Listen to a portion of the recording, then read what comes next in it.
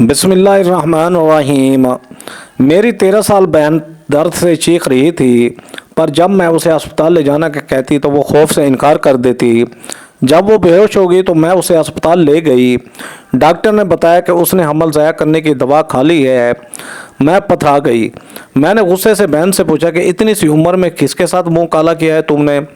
पर वो तड़प कर रोने लगी। उसके जिस्म पर भी गहरे निशान थे। मैं परेशान थी क्योंकि बहन तो कहीं बाहर भी न जाती थी, न घर में कोई मर था। पर बहन ने कुछ न बताया। जब कुछ दिन बाद रात प्यास की वजह से मेरी आंख खुली तो बहन बिस्तर पर ना थी। गुसल खाने की लाइट जल रही थी। जूं ही सुराख से अंदर झांका तो मेरा जिस्म लरज उठा, क्योंकि मैंने महसूस किया था कि मेरी छोटी बहन मुझसे दूर दूर रहने लगी थी। मुझे उसका बदलता रवैया बहुत अजीब लग रहा था और 13 साल की उम्र में ही वो बड़ी बड़ी लगने लगी थी। उसकी आंखें हर वक्त सूजी हुई रहती थीं, लेकिन वो मुझे कुछ बताती नहीं थी। मैं जब भी उससे कुछ पूछती तो वो भागकर ताई के कमरे में चली जाती थी। जब एक दिन घर में कोई नहीं था तो मैंने अपनी बहन के कराने की आवाज़ें सुनी। वो पेट पर हाथ रख के ज़मीन पर लोट पोट हो रही थी, मगर डॉक्टर के पास जाने को तैयार ना थी। जब दर्द की शिद्दत से वो बेहोश हो गई तो मैं खुद ही उसको अस्पताल ले गई, मगर डॉक्टर की बात सुनकर मेरे औस्तान ख़ता हो गए थे, क्योंकि उसने हमल ज़ाया करवाने की दवा खाई थी। मैं इस पर चीखने लगी कि आखिर उसने इतनी सी उम्र में किसके साथ मुंह काला किया था। मेरा नाम नूर बानो है और मेरा ताल्लुक़ लाहौर से है। मैं अपने अम्मा अब्बा और छोटे दो बहन भाइयों के साथ लाहौर के पुराने शहर में रहती थी। मेरे अब्बा एक सरकारी मुलाजिम थे और अम्मा सादा सी घरेलू खातून थी। अम्मा अब्बा ने घर वालों की मर्ज़ी के ख़िलाफ़ जाकर पसंद की शादी की थी, इसलिए हमारा दोनों ख़ानदानों से कोई ताल्लुक़ तक न था और हम उनसे अलग थलग रहते थे। हमारा बचपन दूसरे बच्चों से बहुत अलग गुजरा था। हमारे लिए हर त्यौहार भी आम दिनों की तरह घर में ही एक दूसरे के साथ खुशगपियों में गुजर जाता था। हम दूसरे बच्चों की तरह ना तो ईद पर कभी अपनी नानी के घर जा सकते थे और ना अपनी दादी दादा से ईद लेने की जिद लगा सकते थे। मैं चूँकि बड़ी बहन थी, इसलिए मेरे दिल में हमेशा ये ख्वाहिश मचलती थी कि मैं भी अपने रिश्तेदारों से मिलूं, उनके बारे में जानूं, लेकिन घर में कभी किसी का जिक्र तक ना हुआ था। अम्मा अब्बा एक दूसरे के लिए काफ़ी थे और एक दूसरे के साथ खुश थे। मेरी ये ख्वाहिश अक्सर अम्मा से बातों बातों में सामने आ जाती थी, लेकिन वो फ़ौरन बात बदल देती थी। उनकी आंखों में एक अजीब सा खौफ झलकता था, जैसे वो माजी के किसी दर्द से बचने की कोशिश कर रही थी। अब्बा तो वैसे ही खामोश तबीयत इंसान थे, मोहब्बत करने वाले, लेकिन जज्बात का इजहार कम ही करते थे। उनके चेहरे पर अक्सर एक संजीदगी तारी रहती थी, जैसे वो दुनिया से बेजार थे या फिर इस दुनिया से लातल्लुक हो जाना चाहते थे, जिसने उन्हें अपने प्यार के बदले तन्हाई दी थी। वक्त गुजरता गया। मैं स्कूल से कॉलेज और कॉलेज से यूनिवर्सिटी पहुंच गई। मेरी पढ़ाई में हमेशा दिलचस्पी रही थी और शायद यही मेरे माँ बाप के लिए फ़ख्र का बैस था। हम जैसे सादा तन्हा लोगों के लिए यही छोटी छोटी कामयाबियाँ जीने का हौसला होती थी। मेरे छोटे बहन भाई भी ज़हीन थे, मगर शायद मुझ में कुछ बात थी कि मैं सबसे ज़्यादा हसास और सबसे ज़्यादा सोचने वाली थी। मुझे सब कुछ मालूम था कि किस तरह अम्मा अब्बा अपने ख़ानदान वालों से कट कर रह गए थे, इसलिए मैं चाहती थी कि किसी तरह ऐसा कुछ हो जाए जिससे उनकी आपस की रंजिशें ख़त्म हो जाएं और हम सब के बाकी लोगों की तरह मिलजुल कर एक ही घर में रह सकें, जहां हमारे नाद रख रहे उठाने के लिए हमारे भी दादा दादी हों, हमारे भी नानी नाना हों, जिनके घर हम हर साल छुट्टियों में जा सकें और मामू मिमाने से फरमाइशें कर सकें। मगर अम्मा अब्बा तो कभी इस बारे में कोई बात करने के लिए तैयार ही नहीं हुए थे। जब मेरा यूनिवर्सिटी में आखिरी सेमेस्टर था तब मेरी असजद से मुलाकात हुई थी। वो मेरी क्लास का एक ज़हीन लड़का था जो नोट्स बनवाने में मेरी मदद किया करता था। हम दोनों की बहुत जल्द अच्छी दोस्ती हो गई थी और कब ये दोस्ती मोहब्बत में बदल गई मुझे एहसास ही नहीं हो सका था। जब तक मुझे एहसास हुआ तब तक हम एक दूसरे के इश्क में इस बुरी तरह से मुब्तला हो गए थे कि एक दूसरे के बगैर ज़िंदगी का तसव्वुर भी नहीं कर सकते थे। तब मुझे अम्मा अब्बा की मोहब्बत का एहसास हुआ कि कैसे वो दोनों किसी की भी परवाह किए बगैर एक दूसरे के साथ इतना खुश कैसे थे। जब असजद ने पहली बार मुझसे मोहब्बत का इजहार किया तो मेरे दिल की धड़कन जैसे रुक गई। मुझे अंदाज़ा था कि वो क्या कहने वाला था, लेकिन फिर भी मैं चाहती थी कि वो कहे اپنی محبت کا اظہار کرے۔ جب اس نے اقرار محبت کیا تو جیسے میرے اندر برسوں سے رکی ہوئی خوشی ایک ساتھ باہر نکلی۔ وہ لمحہ میری زندگی کا پہلا ایسا لمحہ تھا جس میں خواب اور حقیقت ایک ہو گئے تھے۔ ہم نے فیصلہ کر لیا تھا کہ اپنے رشتے کو ایک نام دینے کے لیے ہمیں اپنے گھر والوں کو اعتماد میں لینا ہوگا، لیکن یہ فیصلہ میرے لیے آسان نہ تھا۔ میں جانتی تھی کہ میرے اماں ابا نے محبت کی سزا کاٹی تھی اور وہ کبھی بھی ایسا نہیں چاہیں گے کہ ان کی بیٹی بھی وہی راستہ چنے جس پر ان کے قدموں کے نشان ابھی تک تنہائی کی دھول میں دبے ہوئے تھے۔ ایک دن ہمت کر کے میں نے اماں سے پوچھ ہی لیا کہ اگر کوئی ہم سے یہ کہے کہ وہ ہم سے محبت کرتا ہے اور ہمارے ساتھ زندگی گزارنا چاہتا ہے تو کیا ہمیں اسے قبول کر لینا چاہیے؟ اماں نے چونک کر میری طرف دیکھا جیسے ان کے کسی پرانے زخم پر کسی نے آہستہ سے انگلی رکھ دی تھی۔ انہوں نے کچھ دیر خاموشی سے میری طرف دیکھا اور پھر بس اتنا ہی کہا کہ سچی محبت کرنے والے کم ہوتے ہیں اور اسے نبھانے والے تو اور بھی کم ہوتے ہیں۔ میں نے ان کی خاموشی میں اجازت تلاش کرنے کی کوشش کی لیکن وہ کوئی واضح جواب نہیں دیتی تھی۔ پھر ایک دن اسجد مجھ سے کہنے لگا کہ میں تمہارے ابا سے ملنا چاہتا ہوں۔ میرے لیے وہ حیرانی اور خوشی کا لمحہ ملا جلا جذبات تھا۔ میں نے اماں ابا سے بات کرنے کی ٹھان لی تھی۔ جب اسجد میں ہمارے گھر آیا تو وہ دن جیسے میری زندگی کا سب سے مشکل دن تھا۔ اماں نے اسے خاموشی سے دیکھا تھا اور ابا نے اپنی عادت کے مطابق کوئی سوال نہ کیا۔ اسجد نے جس طرح سے میرے سامنے اپنی محبت کا اظہار کیا تھا ویسے ہی وہ بغیر کسی جھجک کے وہ ابا سے کہنے لگا کہ میں نور سے محبت کرتا ہوں اور میں چاہتا ہوں کہ اسے عزت کے ساتھ اپنے گھر لے جاؤں۔ ابا کی نظریں اس پر جم گئیں اور انہوں نے بس ایک ہی جملہ کہا کہ کیا تم اس کا ساتھ اس وقت تک دو گے جب دنیا تمہیں اس سے دور کرنے کی کوشش کرے گی؟ اسجد نے ابا کی بات پر ہاں میں سر جھکا دیا مگر ایک طویل خاموشی کے بعد ابا نے صرف اتنا کہا کہ ہمیں سوچنے کا وقت چاہیے۔ چند دنوں تک گھر میں خاموشی چھائی رہی۔ اماں ہر بار مجھ سے نظر چرا لیتی تھی اور ابا کمرے میں کتابوں کے درمیان گم رہتے تھے۔ پھر ایک دن ابا مجھے کہنے لگے کہ ہم نے دنیا کے خلاف جا کر اپنی محبت چنی تھی مگر تم جانتی ہو کہ اس کی قیمت ہمیں آج تک چکانی پڑ رہی ہے۔ اگر تم سمجھتی ہو کہ یہ محبت تمہیں تنہائی نہیں دے گی تو ہم تمہارے اس فیصلے میں تمہارے ساتھ ہیں۔ میرے لیے وہ سب کچھ کسی خواب کی تعبیر سے کم نہ تھا۔ میں اماں کے گل لگ کر رو دی۔ میں نے پہلی بار دیکھا تھا کہ ان کی آنکھوں میں میرے لیے فخر اور سکون دونوں تھے مگر میں یہ جانتی تھی کہ وہ میری زندگی کا سب سے منحوس لمحہ تھا۔ جب میں نے اسجد کو اپنی زندگی میں شامل کرنے کا فیصلہ کر لیا تھا اماں ابا اسجد سے مل کر خوش تھے کیونکہ وہ خوش اخلاق لڑکا تھا۔ اس کے گھر والے بھی اس رشتے کے لیے راضی تھے مگر جس دن وہ اپنے اماں ابا کو ہمارے گھر لے آیا تھا اس دن جیسے ابا کی آنکھوں کے سامنے ان کا سارا ماضی دوڑ گیا کیونکہ اسجد کوئی اور نہیں بلکہ ابا کے بڑے بھائی کا بیٹا تھا۔ اسجد کے ابا ہی تو میرے اماں ابا کی خوشیوں کے سب سے بڑے دشمن بن گئے تھے۔ وہ تو اس حق میں تھے ہی نہیں کہ ابا اپنی برادری سے باہر کی کسی لڑکی کو اپناتے۔ گھر ہی چھوڑ دیا تھا اور اسجد کے ابا جو میرے تایا تھے انہوں نے ہم سے ہر طرح کا ناطہ ختم کر دیا تھا۔ جب اماں کے گھر والوں کو اس بارے میں معلوم ہوا تھا کہ ابا کے گھر والے اس رشتے کے لیے راضی نہیں تھے تو انہوں نے اماں کو سمجھانے کی کوشش کی اور اس سے دور رہنے کی بہت کوشش کی تھی مگر وہ دونوں ایک دوسرے کے اس حد تک محبت کرتے تھے کہ انہوں نے اپنی محبت کے لیے گھر والوں کے فیصلے کے خلاف جانے کا قدم اٹھایا تھا اور ان سے ساری زندگی کے لیے اپنا رشتہ ختم کر بیٹھے تھے۔ مگر قسمت نے ایک بار پھر میرے ابا کے خاندان کو ہمارے سامنے کھڑا کیا تھا۔ مجھے اپنے تایا زاد سے ہی محبت ہو گئی تھی۔ پہلے تو مجھے یہ لگا تھا کہ شاید یہ سب کچھ جاننے کے بعد اسجد اور اس کے گھر والے اس رشتے سے انکار کر دیں گے کیونکہ ابا نے تو مجھے صاف منع کر دیا تھا کہ وہ مجھے اس گھر میں ہرگز نہیں بھیجنا چاہتے جہاں ان کو قبول کیا ہی نہیں گیا۔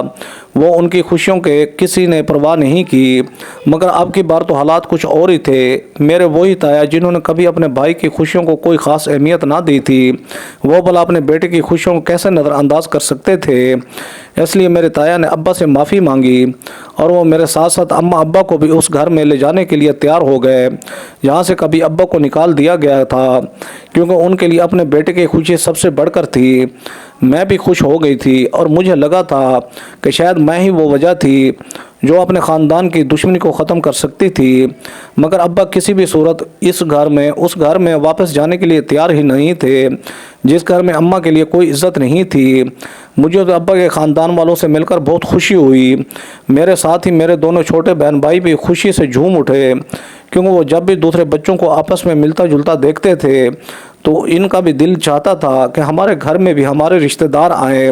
مجھ سے چھوٹی مہروں نے بھی بار بار ایک ہی بات کرنا شروع کر دی تھی کہ آخر ہم اپنے تایا کے گھر کیوں نہیں جا سکتے، مگر ابا کے دل میں نہ جانے کس بات کا ڈر تھا جو وہ ہمیں کچھ بتاتے بھی نہیں تھے اور تایا کے گھر جانے کے لیے تیار بھی نہیں تھے۔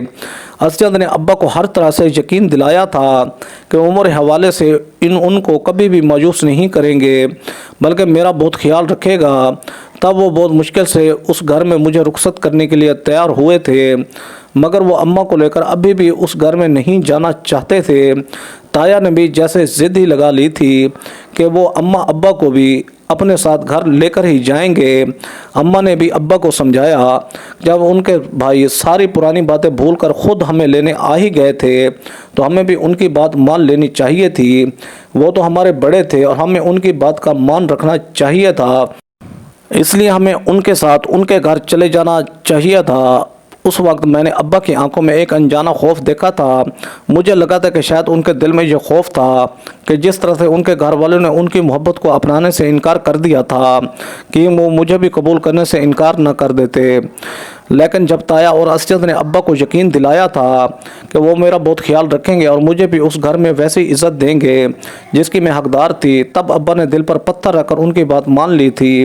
لیکن ابا نے ایک شرط رکھی تھی کہ جب میں رخصت ہو کر اس گھر میں جاؤں گی تو میری شادی کے کچھ عرصے کے بعد ہی وہ اس گھر میں واپس آ جائیں گے۔ شادی کی تیاریاں زور و شور سے شروع ہو گئی تھیں، سب کچھ سادگی کے ساتھ ہی ہو رہا تھا۔ اماں بوجھل دل کے ساتھ میرے لیے سامان سمیٹتی تھیں۔ چھوٹی مہر اور شعیب بھی کبھی کبھی بیگ میں اپنی چھوٹی چھوٹی چیزیں ڈال دیتے تھے جیسے وہ بھی میرے ساتھ ہی جانا چاہتے تھے۔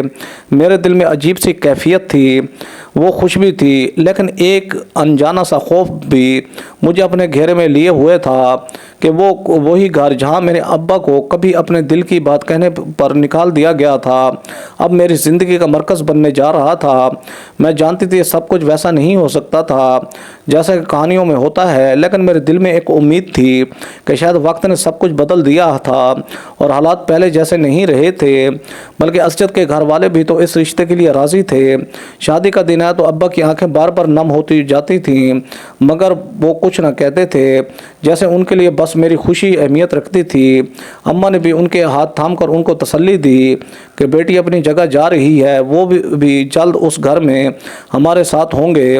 اسجد نے بھی مجھ سے وعدہ کیا تھا کہ وہ کبھی مجھے مایوس نہیں کرے گا اور ہر قدم پر میرا ساتھ دے گا۔ جیسے میں اسجد کے نکاح میں گئی تھی میں نے ابا کی طرف دیکھا مگر ان کی آنکھوں میں وہی پرانا خوف تھا۔ اس وقت تو مجھے ابا کے ڈر کی کوئی وجہ سمجھ میں نہیں آئی تھی کہ آخر ان کو کس بات کا خوف تھا۔ جب انہوں نے مجھے تایا کے گھر بھیج دیا تو ان کو کس بات کی پریشانی تھی، مگر بہت جلد مجھے ابا کی اس ڈر کی وجہ سمجھ میں آنے لگی۔ اسجد اور اس کے گھر والے بہت اچھے تھے۔ تائی تو مجھ سے مل کر بے انتہا خوش بھی ہوئی تھیں۔ تائی تو مجھے کہنے لگی تھی کہ میں چاہتی تو چھوٹی مہروں کو بھی اپنے ساتھ ہی لے آتی کیونکہ وہ تو چھوٹی بچی تھی، اس کو تو میری جدائی نے ضرور اداس کر دیا ہوگا، مگر میں تائی کو صاف انکار کر دیا کہ وہ اماں ابا کے ساتھ ہی اس گھر میں آئے گی۔ اسجد اپنے ماں باپ کا اکلوتا بیٹا تھا، اس لیے وہ ان کی ساری جائیداد کا اکلوتا وارث تھا۔ وہ میرا بہت خیال رکھتا تھا اور ہر روز مجھے اماں ابا سے ملوانے ان کے گھر بھی لے جاتا تھا، جبکہ اماں اکثر مجھے ڈانٹنے لگتی تھیں کہ میرا روز ان کے گھر آ جانا اچھی بات نہیں تھی کیونکہ شادی کے دن ہی کتنے ہوئے تھے، اس لیے مجھے چاہیے تھا کہ میں اپنے سسرال میں دل لگاتی اور ان کو سمجھنے کی کوشش کرتی، مگر اسجد میرے منع کرنے کے باوجود بھی مجھے اماں ابا کے گھر لے جاتا تھا اور جاتے ہم مہرو اور شعیب کے لیے بہت ساری چیزیں لے کر جاتے تھے۔ کئی بار تو اسجد کا اتنا مخلصانہ اور پیار بھرا رویہ دیکھ کر مجھے ہی شرمندگی ہوتی تھی اور اماں ابا کو بھی اور میں ابا کو بھی سمجھاتی رہتی تھی کہ وہ تایا کو غلط سمجھ رہے تھے، وہ تو میرا بہت خیال رکھتے تھے، مگر ابا میری بات سن کر بڑی بس اداسی سے مسکرا دیا کرتے تھے۔ مجھے سمجھ آ ہی نہیں سکی تھی کہ آخر وہ کیوں اتنا خوف زدہ تھے، آخر ان کو کس بات کا ڈر تھا، آخر وہ تایا پر بھروسہ کیوں نہیں کر سکتے تھے۔ لیکن بہت جلد میرے سامنے ساری حقیقت آنے والی تھی۔ شرط کے مطابق कि मेरी और असद की शादी के 3 माह के बाद अम्मा अब्बा भी मेरे दोनों छोटे बहन भाइयों को लेकर ताया के घर में शिफ्ट हो गए थे। मेरे लिए वो दिन बहुत अच्छा था। एक बेटे के लिए भला उससे बढ़कर खुशी की और कौन सी बात हो सकती थी कि उसके माँ बाप भी उसके पास ही रहे। पहले चंद दिनों में तो सब कुछ मुझे एक हसीन ख्वाब सा लगा। ताया खुद मेरे लिए दोपहर का खाना रखते थे। ताई भी हर वक्त मेरे साथ बैठी रहती थी और मेरी पसंद नापसंद जानने की कोशिश करती थी। वो सब मुझसे ऐसे घुल मिल गए थे जैसे बरसों से मुझे जानते थे, मगर वक्त के साथ कुछ चीज़ें बदलने लगी थी। जब से अम्मा अब्बा हमारे साथ शिफ्ट हुए थे तब से ताया का रवैया एकदम बदलने लगा। पहले तो वो मेरे साथ बैठकर वक्त गुजारा करते थे, मुझसे अम्मा अब्बा और छोटे बहन भाइयों के बारे में पूछा करते थे और मेरा मना करने के बावजूद वे मुझे असजद के साथ अम्मा अब्बा के घर भेजा करते थे। मगर जब अम्मा अब्बा आ गए तो वो एकदम से अजनबी हो गए। पहले तो सब मिलकर खाना खाया करते थे, मगर फिर ऐसा ऐसा सबका खाना भी अलग होने लगा था। बल्कि ताया और ताई तो अपने कमरे में ही खाना खाने लगे थे। पहले तो मुझे लगा था कि शायद ये सब इसलिए हो रहा था कि शायद ताया की मसरूफियात बढ़ गई थी और असजद भी काम से देर से आता था। मगर मैंने महसूस करना शुरू किया था कि उनके घर पर मौजूद होते हुए भी वो अब्बा और अम्मा का सामना नहीं करते थे। बल्कि अगर कभी मैं अम्मा अब्बा के पास बैठी होती तो वो घर आते ही अपने कमरे में चले जाते थे। वो हमें नज़रअंदाज करके अपने कमरे की तरफ चले जाते थे और मैं बस उनको देखती रह जाती थी।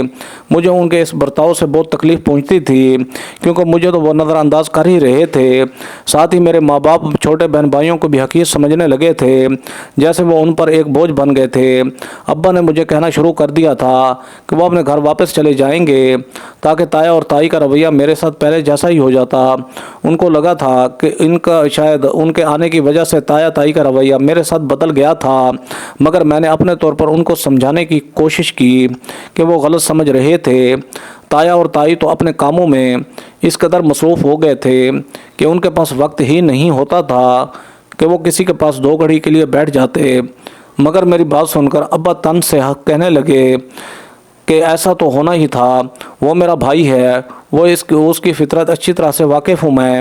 मुझे तो लगा था कि शायद वो अपने बेटे की मोहब्बत में भी बदल जाएगा, मगर वो तो बिल्कुल नहीं बदला, वैसे ही है। मुझे अब्बा की बातें बहुत अजीब लगी, मगर अब्बा के एक जुमले ने मुझे अपनी जगह मुंजमद कर दिया था। अब्बा कहने लगे थे कि मुझे उसका ख़ुद को नज़रअंदाज करना तो कबूल है, बस दुआ करो कि इससे ज़्यादा बुरा कुछ और ना हो। उस दिन के बाद से मैंने बहुत कोशिश की थी कि ऐसा को समझा सकती कि वो ताया से बात करता ताकि दोनों भाइयों के दिलों में एक दूसरे के लिए जो रंजिशें थीं वो ख़त्म हो जाती, मगर असजद ने मेरी किसी भी बात पर कभी ध्यान दिया ही नहीं था। मुझे तो यकीन नहीं आता था कि वो असजद वो ही था जो शादी से पहले और शादी के चंद महीनों बाद तक मेरे कहे बगैर मेरे दिल की बात जान लेता था, मगर फिर मेरे कुछ कहने का भी इस पर कोई असर ही नहीं होता था। अब्बा भी खामोशी से अपने कमरे तक महदूद हो गए थे, लेकिन मैं इस बात पर खुश थी कि असद और उसके माँ बाप का रवैया मेरे छोटे बहन भाइयों के साथ ठीक था। जैसे वो शादी से पहले इन दोनों का ख्याल रखता था वैसे वो अब भी उनका ख्याल रखता था।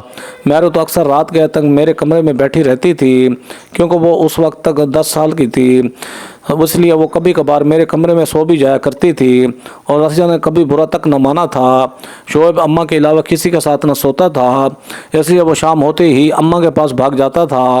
बाकी तो सब कुछ ठीक ही चल रहा था, मगर घर के बड़ों में से कोई भी एक दूसरे का सामना करने को तैयार ना था। अब्बा को देखकर मुझे लगता था कि जैसे उनके दिल में कोई ऐसी बात थी जो वो किसी से कह ना पाते थे, मगर दिन ब दिन उनका डर बढ़ता जा रहा था। जब मुझसे अब्बा का यह बर्ताव बर्दाश्त से बाहर हो गया तब एक दिन मैंने अब्बा से पूछ लिया कि आखिर वो किस चीज़ से डरते थे। अब्बा खाली खाली निगाहों से मुझे तकने लगे और फिर कहने लगे, मुझे तुम्हारे ताया से डर लगता है। वो दुश्मन तो बहुत जल्द बना लेता है मगर दोस्त बहुत मुश्किल से बनाता है, और जो उसका दुश्मन बन जाए जब तक वो मर ना जाए उसको सुकून नहीं मिल सकता। इसलिए मुझे यही डर लगता है कि कभी कहीं वो मुझे या मेरी फैमिली को नुकसान न पहुँचा दे। मुझे अब्बा की बातों पर बहुत हैरानी हुई कि वो जिसके बारे में बात कर रहे थे वो कोई और नहीं बल्कि उस इनका सगा भाई था। भला वो इनके बारे में ऐसी बातें कैसे कर सकते थे। और ताया भी जो खुद हमें इस घर में लेकर आए थे, तो फिर वो भला पुरानी दुश्मनी को दोबारा से ताज़ा क्यों करना चाहेंगे। मगर अब्बा कहने लगे कि ताया का रवैया हम बच्चों के साथ तो बिल्कुल नहीं बदला था, बल्कि उन्होंने तो सिर्फ उनसे और अम्मा से ही तो बात करना छोड़ी थी। इसलिए वो मुतमईन थे कि वो हम में से किसी को नुकसान नहीं पहुंचाएंगे। मगर ये हम सब की बहुत बड़ी भूल थी कि वो हम में से किसी को कोई नुकसान नहीं पहुंचाएंगे। एक रोज़ जब अम्मा अब्बा अपने पुराने घर से कुछ सामान लेने गए तो वहाँ पर एक बहुत ख़तरनाक आग लग गई और किसी को कुछ समझ ही नहीं आया था कि वो आग कैसे लगी। वो आग मेरे इस छोटे से आंगन के साथ साथ मेरी दुनिया, मेरे अम्मा अब्बा दोनों को भी राख कर गई। वो दोनों ही इस आग में झुलस कर जान से हाथ धो बैठे थे। मुझे लगा था जैसे इस हादसे के बाद मैं ज़िंदा नहीं रह पाऊंगी, लेकिन मुझे अपने दोनों बहन भाइयों को संभालना था जिनका मेरे अलावा और कोई नहीं रहा था। फिर असजद और ताया ताई ने भी मुझे संभाला था। मुझे नहीं जानती थी कि वो हादसा तो सिर्फ मेरी नई मुश्किलात की शुरुआत थी। मैं इसके बाद मैं किन अज़ियतों का सामना करने वाली थी। बहुत दिन तक मैं इस सदमे से निकल नहीं सकी थी, क्योंकि मेरे अम्मा अब्बा ही तो मेरी कुल कायनात थे। वही तो थे जिन्होंने अपनी आंखों में हम बच्चों के लिए न जाने कौन कौन से ख्वाब सजा रखे थे, मगर वो आंखें तो हमेशा के लिए बंद हो गई थीं। मुझे तो अपनी होश तक न थी। मैं मेहर और शोएब को क्या संभालती। मगर इस मुश्किल वक्त में ताया ताई और असजद ही थे जिन्होंने मेरे बहन भाइयों का ऐसे ख्याल रखा था जैसे मुझसे ज़्यादा वो उन्हें अजीज़ थे।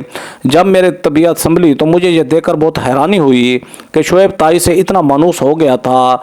वो ताई के साथ ही सोने लगा था और मेहर अक्सर ताई के साथ सो जाती थी और अक्सर असजद उसको हमारे कमरे में ले आता था। मुझे खुशी थी कि मेहर और शोएब अम्मा अब्बा का गम जल्द भूलने लगे थे। मैंने भी इन दोनों के लिए खुद में हिम्मत पैदा की थी और ज़िंदगी की तरफ लौटने लगी थी।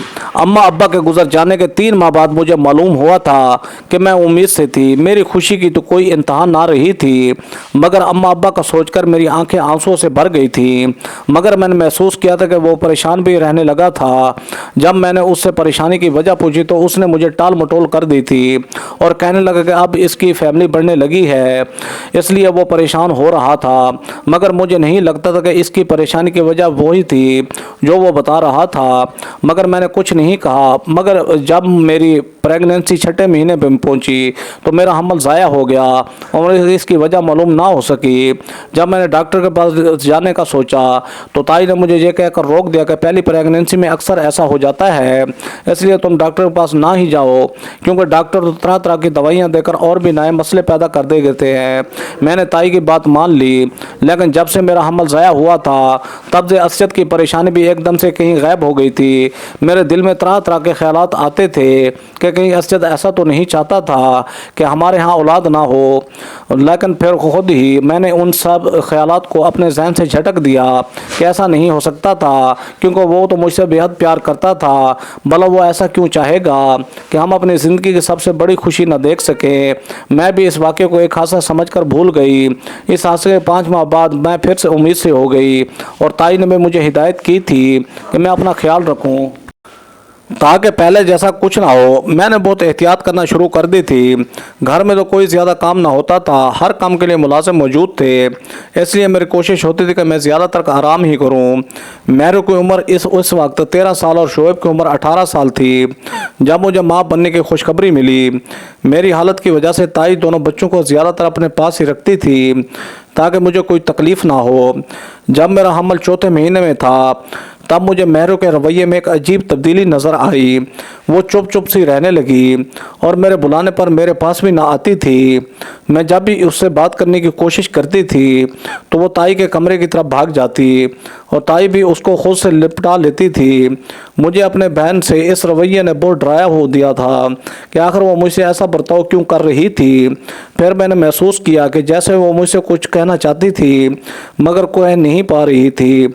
मैंने हर तरह से कोशिश कर ली थी कि मेहर से पूछ सकती कि आखिर उसको मसला क्या था जो उसकी आंखें हर वक्त सूजी हुई रहती थीं और वो मुझसे बचकर भागने की कोशिश करती रहती थी, लेकिन उसने जैसे अपने होंठ सी लिए थे। वो तो मुझसे ना कुछ कहती थी ना ही कुछ बताती थी।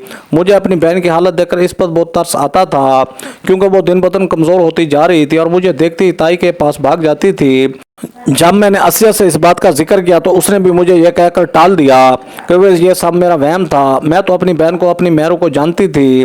वो ऐसी तो ना थी कि जैसी 3 से 4 माह हो गई थी। मैंने ताई से भी पूछने की बहुत कोशिश की थी कि मेहरू तो उनके बहुत करीब रहती थी, तो शायद उनसे ही कुछ ऐसा ही बात की हो जिससे मुझे उसके बदलते रवैये के बारे में कुछ मालूम हो जाता। मगर ताई ने भी मुझसे वही कहा जो असजद ने कहा था कि ये सब मेरा वहम था। एक दिन जब मैं घर में कोई भी नहीं था तब मैंने मेहरू को अपने पास बिठाया। मेरे पास बैठती वो मुश्किल से रोने लगी, मगर मैंने उसको प्यार से अपने सीने से लगाया और उससे पूछने लगी ऐसा उसको ऐसा क्या हो गया था जो भी इतनी गुमसुम से रहने लगी थी और मेरे पास तक ना आती थी। वो बहुत देर तक मुझे देखते हुए रोती रही। वो कभी मेरा माथा और कभी मेरे हाथ चूमती और कभी मेरी गोद में सर रखकर रोने लगती, मगर मुझे कुछ बता ही नहीं रही थी। उसकी ये हालत देखकर जब मेरी आंखों में आंसू बहने लगे तो उसे यह बर्दाश्त न, और वो अपने नन्हे हाथों से मेरी आंखें साफ करते हुए जैसे ही मुझे कुछ बताने लगी तो कमरे में असजद दाखिल हुआ और वो उसको देखकर कमरे से भाग गई। असजद भी मुस्कुराकर उसको जाता हुआ देख रहा था। तब मुझे एक और बात का एहसास हुआ कि मैं मेहरू असजद से डरने लगी थी, मगर आखिर क्यों मुझे ये बात समझ ही नहीं आ रही थी कि आखिर वो असजद से क्यों डर रही थी। वो तो मेहरू का बहुत ख्याल रखता था। मैंने तन्हाई में मेहरू से पूछने की बहुत कोशिश की कि क्या असजद ने उसको मारा था या कुछ कहा था जो वो उससे डर रही थी, मगर वो डर कर यही कहने लगी कि ऐसा कुछ नहीं था। मगर इसके बावजूद भी उसने मुझे कुछ नहीं बताया था कि अगर उसको क्या मसला ज़्यादा था जो इस कदर बदल गई थी। वो तो चंद ही महीनों में अपनी उम्र से भी बड़ी लगने लगी थी और मुझे उसको देखकर रोना आता था। उस दिन मेरे ऊपर एक क़यामत टूट पड़ी जब एक दिन घर में कोई भी नहीं था और मेरे दर से करा रही थी। जब मैंने उससे वजह पूछी तो अपने पेट पर हाथ रखकर ज़मीन पर लूट फूट होने लगी थी और बार बार कह रही थी कि नूर आपी, मेरे पेट में दर्द है, मैं इस दर्द से मर जाऊंगी। मुझसे उसका इस तरह से तड़पता देखा ना गया। जब मैं उसको उठाकर अस्पताल ले जाने वाली थी तो उसने मुझे मना कर दिया और मुझसे दूर हटने लगी। मैं उसको कहती रही कि आखिर वो इतनी तकलीफ में थी तो मेरे साथ डॉक्टर के पास चलती, मगर वो दोबारा कुछ बोली नहीं थी, जैसे किसी ने उसको बोलने से मना किया था। वो तो पहले की तरह एकदम खामोश हो गई। उसकी आंखों में आए आंसुओं से मुझे अंदाज़ा हो रहा था कि वो किस कदर तकलीफ में थी, मगर मेरे साथ कहीं भी जाने को तैयार ही नहीं थी। जब वो दर्द की शिद्दत से बेहोश हो गई तब मैं खुद उसे उठाकर अस्पताल ले गई, क्योंकि उस वक्त घर में कोई मौजूद ही नहीं था और असजद मैंने जानबूझकर खुद ही नहीं बुलाया था, क्योंकि मैं नहीं चाहती थी कि मेहरू असजद को एक बार फिर अपने सामने देखकर भाग जाती। इस बात को मुझे अंदाज़ा हो ही गया था कि वो उससे डरने लगी थी। डॉक्टर की बात सुनकर मेरे सर पर गोया आसमान टूट पड़ा। डॉक्टर मुझे कहने लगा कि इसके पेट में दर्द इसलिए था कि इसने हमल ज़ाया करने वाली कोई दवा खा ली थी। डॉक्टर की बात सुनकर मैं पत्थर हो गई थी। घर आते ही मैंने उस पर चीखना शुरू कर दिया था कि वो जो इस वक्त सिर्फ 13 साल की थी तो इतनी सी उम्र में वो ऐसी हरकत कैसे कर सकती थी। मगर वो खामोश हो गई और मेरी मार भी खाती रही, मगर कुछ नहीं बोली। तब मैंने उसके जिस्म पर मौजूद जख्मों के निशान देखे तो एकदम से रुक गई।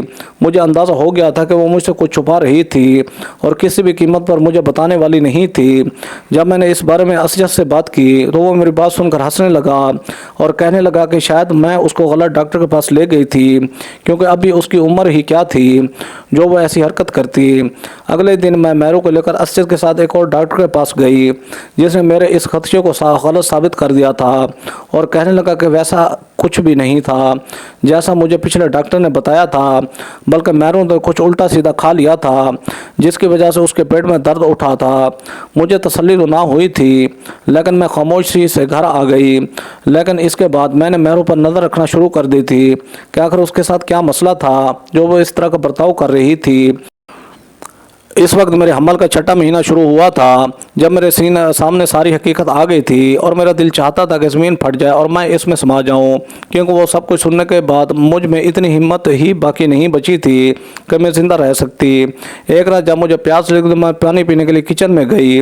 तब मेरे जहन में आके क्यों ना मेहरू पर ही नज़र डाल लूँ कि वो क्या कर रही थी। जब मैं मेहरू के कमरे में गई तो वो मुझे कहीं नज़र नहीं आई थी। तब मुझे वाशरूम की लाइट जलते हुए नज़र आई तो मैं उसके दरवाजे के पास पास खड़ी होकर मेहरू के बाहर आने का इंतज़ार करने लगी, मगर अंदर से आती आवाज़ों ने मेरा ध्यान अपनी तरफ खींच लिया। मुझे तो हैरत हो रही थी कि आखिर वो अंदर किसके साथ बातें कर रही थी। मैंने एक सुराख से अंदर झांक कर देखा तो सामने का मंजर देखकर मेरे ऊपर क़यामत टूट पड़ी, क्योंकि वॉशरूम में असद मौजूद था और मेहरू को बालों से पकड़ कर कह रहा था कि अगली बार अगर तुमने नूर को कुछ बताने की कोशिश की तो मैं तुम्हारी बहन को सचमुच मार दूंगा, बिल्कुल वैसे ही जैसे तुम्हारे अम्मा अब्बा मर गए थे। मेरा सारा वजूद लरज़ने लगा था। मुझे अपनी आंखों पर यकीन ही नहीं आ रहा था कि मैं अपने शौहर और अपनी बहन को एक ही साथ देखा था। मैं अपनी जगह से हिल नहीं सकी थी, मगर मुझे वहाँ से जाना ही था, क्योंकि मैं नहीं चाहती थी कि असद को ये मालूम हो जाता कि मैंने उसको मेहरू के साथ देख लिया था। मैं गिरती पिटती अपने कमरे में वापस आ गई थी और चादर में अपना मुँह छुपाकर घुटी हुई आवाज़ में रोने लगी थी। मुझे लगा था कि शायद क़यामत आ गई थी और दुनिया फना होने वाली थी। मैं नहीं जानती कि मैंने वो रात कैसे गुजारी थी, लेकिन वो मेरी ज़िंदगी सबसे मुश्किल तरीन रात थी। उस रात मैंने अपने लिए मरने की दुआएं मांगी थी कि काश मुझे मौत आ जाती, मगर शायद कुदरत को कुछ और ही मंजूर था। जैसे ही अगले दिन का सूरज तलू हुआ था और सब अपने अपने काम पर चले गए तो मैंने कोई सामान एक बैग में डाला और मेहरू के पास आई थी। मैं जानती थी कि मेहरू मेरी बात नहीं मानेगी, इसलिए मैंने उसको इतना ही कहा था कि असद का फ़ोन आया था और वो मेहरू को ऑफिस में बुला रहा था। असद का नाम सुनते वो मेरे साथ चलने के लिए तैयार हो गई थी। मैं मेहरू को लेकर अपने पुराने मोहल्ले में गई और उसको अब्बा के दोस्त के घर छोड़ा था। अब्बा ने ताया के घर जाने के बाद मुझे इनका बताया था कि अगर मुझे कभी किसी भी चीज़ की ज़रूरत हो तो उनके पास चली जाऊं, और उस दिन वो मुझे उस सबसे ज़्यादा उनकी ज़रूरत थी, इसलिए मैंने मेहरू को उनके पास छोड़ा था और ख़ुद एक बार फिर ताई के पास चली गई थी ताकि वहाँ से शोएब को ले सकती। मैंने बहुत मुश्किल से खुद को नॉर्मल किया था और ताई को यही बताया था कि मुझे शोएब के स्कूल में काम था, इसलिए शोएब के साथ ले जाना ज़रूरी था। ताई को शक भी नहीं हो सका था कि मैं क्या जान चुकी थी, इसलिए मैंने शोएब को अपने साथ लिया था और वापस चली गई। अब्बा के वो दोस्त आर्मी में रिटायर थे, इसलिए मैं उनके घर खुद को महफूज समझ रही थी। मैंने मेहरू को सब कुछ बता दिया था और उससे पूछने लगी थी कि आखिर उसके साथ ऐसा क्या हुआ था जो वो मुझसे डर ही रही थी। जब मेहरू को यकीन हो गया कि वहाँ पर असद नहीं आएगा, तब वो मुझे कहने लगी कि असद उसको कभी कभार अपने दोस्तों के पास ले जाता था और उसके दोस्त उसके साथ गंदी हरकतें करते थे, मगर असद ने उनको कभी मना ही नहीं किया था, बल्कि वो तो मेहरू को ही डराता रहता था। अगर उसने इस बारे में अपनी बहन को कुछ भी बताया तो वो उसकी बहन को मार देगा। उसने मेहरू को भी यही कहा था कि हमारे अम्मा अब्बा को उसने और उसके बाप ने ही मारा था, क्योंकि उसका बाप वो पुरानी दुश्मनी कभी भूल भी नहीं सका था। और मुझे भी इस घर में सिर्फ इसलिए ब्याह कर ले जाया गया ताकि वो अपनी पुरानी दुश्मनी का बदला ले सकता। वो सब कुछ सुनकर मुझे अपने कानों पर यकीन नहीं आया था कि वो असद जो मुझ पर जान लौटाता था, मेरे आगे पीछे फिरता था, और वो ताया ताई जो मेरे वारिस सदके जाते ना थकते थे, वो इस तरह गंदी सहनियत के हामिल थे कि उन्होंने अपने सगे रिश्तों को ही लिहाज ना किया था। जब मैंने मेहरू से पूछा कि उसने मुझे पहले ये सब कुछ क्यों नहीं बताया था, तो वो मुझे कहने लगी कि असद उसको धमकी देता था कि अगर वो मुझे कुछ बताएगी तो वो मुझे और शोएब को भी मार देगा। मुझे लगा था कि शायद मैं ही अपनी बहन और अपने अम्मा अब्बा की मुजरिम थी, क्योंकि वो सब असद की वजह से हुआ था। ना मैं उसकी ज़िंदगी में जाती और ना ही वो सब कुछ होता। तब मुझे अब्बा के डर की वजह समझ भी आ गई। वो शायद अपने भाई को जानते थे, इसलिए इतने खौफज़दा रहते थे। मैंने अब्बा के दोस्त को सब कुछ बता दिया था, तो उन्होंने ही असद और उसके घर वालों के खिलाफ पर्चा करवाया था। उनकी बहुत पहुँच थी, इसलिए आज वो तीनों माँ बाप और बेटा जेल की सलाखों के पीछे मेरे माँ बाप के कत्ल और मेहरू के हरासमेंट की वजह से एक लंबी सज़ा काट रहे हैं। और मेजर अंकल ने मुझे यकीन दिलाया है कि वो कभी भी इन सिलाओं से बाहर नहीं आ सकेंगे। मुझे आज भी यकीन नहीं आता है कि खून के रिश्ते भी इस कदर खून के प्यासे हो सकते हैं। दोस्तों, वीडियो अच्छी लगे तो वीडियो को लाइक करें, हमारे चैनल शौकत वाइस को सब्सक्राइब करके बेल आइकन को दबाकर ऑल पर क्लिक कर दें ताकि आपको हर आने वाली न्यू वीडियो का नोटिफिकेशन सबसे पहले मिले। Thanks for watching. अल्लाह हाफिज़।